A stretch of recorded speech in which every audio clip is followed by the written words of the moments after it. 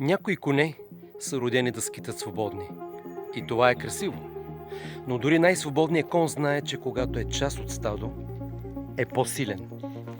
И ние сме същите. Можем да опитваме сами, да се борим сами, но истинският растеж идва когато срещнем хора, които вървят в същата посока.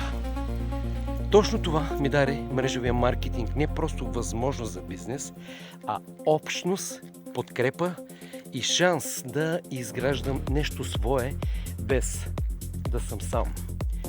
Не позволявай страхът да те държи на едно място. Ако искаш повече свобода, повече възможности и екип, който да върви до теб, може би е време да направиш първата крачка.